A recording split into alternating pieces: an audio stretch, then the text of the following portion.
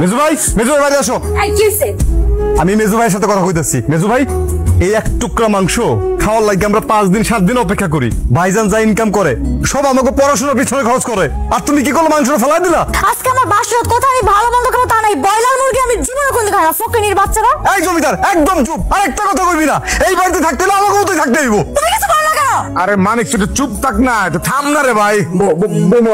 আমি দেখতেছি আসলে আজকে তোমার প্রথম দিন এই বাড়িতে আমার উচিত ছিল ভালো মন্দ কিছু খাওয়ানোর ব্যবস্থা করা, কিন্তু আমি তোমার সাথে পারি না। আমার শরীরের অবস্থাটা খুবই ভালো না। আমি বাজারে যাই তো অনেক দেরি করে ফেলাইছি, তখন বাজারে কিছুই ছিল না। কালকে সকালে উঠে আমি বাজারে যাবো। সালাম, তুই ভিতরে যা, বোর নিয়ে ভিতরে যা। যা জমিদার, এই জমিদার এই বাড়িতে চলবো না। আমি একটা কথা কই দিলাম, যা, আমি যেটা কইতেছি আমার কথা হোক। বিয়ের প্রথম দিন থেকেই আমার সংসারে অশান্তি শুরু হয়ে গেল। আমি বুঝতে পারছি এখন থেকে মনে হয় আর শান্তিতে কেউ থাকতে পারবো না। ভাই ভাই দ্বন্দ্ব লেগে যাবো। আল্লাহ আল্লাহ, তুমি আমার সংসারটা বাঁচিয়ে রেখো আল্লাহ। ওরে সালাম, খাইতে আয়। পেটে ক্ষুধা থাকলে এমনিতে আইব। এইভাবে কইতে হয় না তো। বোমা কই? বোমা নাস্তা করবো না? না, সকালবেলা ভাত খেতে পারে না। তাহলে কি খায়? পোলাও খায়। যাও না বাজারে, গিয়া পোলাও চাউল আর গরু গোস্ত নিয়ে আসো। আইনা রান্না করে দাও। না করছো কেটা? বড় লোকের মেয়ে, তারা কি আর আমগো গরিব ঘরের ভাত খায় সকালবেলা? তারা কত কিছু খায়। রিয়া সকালবেলা কি খায়? ডিম পোস্টা পরোটা খায়, কিন্তু আমার কাছে কোনো টাকা নাই। টাকা নাই তাহলে বিয়ে করলা কেন? তুমি খুব ভালো করেই জানো আমাকে সংসারে কোনো টাকা পয়সা নাই। ভাইজান আমার ফর্ম ফিল-আপের টাকা দিয়া হাত ফাঁকা। তুই এইভাবে কথা কস কি লেগা? আমি তো সব জানি নাকি? না, আর জানলে ভাইজান আর ভাবিরে না জানে তুমি বিয়ে করতে না। মেজো ভাই, আমার ভাবিরে যদি আর কেউ অপমান করে আমি কিন্তু এক তিল পরিমাণ ছাড় দেবো না।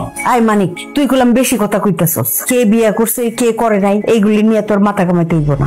বিয়ে শাদী তো 2 দিন পরে হইলেও করতেই হইতো। এইগুলি নিয়ে তুই মাথা কামাইস না তো। তোর সামনে পরীক্ষা, তুই খালি লেখাপড়া করবি। তাই বলে কি এই সময় বিয়ে করতে হইব? সংসার এমনি চলতেছে না, টাকা পয়সা না। এই যে এই 100 টাকা ধরো, রিয়ার জন্য পরোটা, ভাজি, ডিম পোস্ট এগুলি কিনবা। তাড়াতাড়ি দৌড় দিয়া রিয়ার জন্য নাস্তা কিনা নিয়ে আসো। ওই যে বৌমা আইসা বসছে।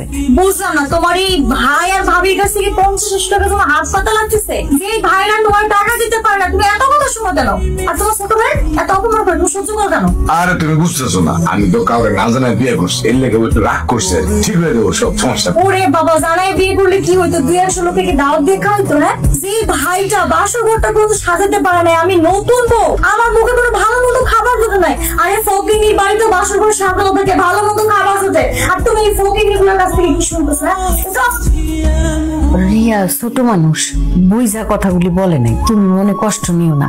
বেচারির বেশি খিদা লাগছে তো, খিদা চোটে মেজাজ গরম হয়ে গেছে। তুমি মনে কষ্ট পায় না তো, জলদি একটু।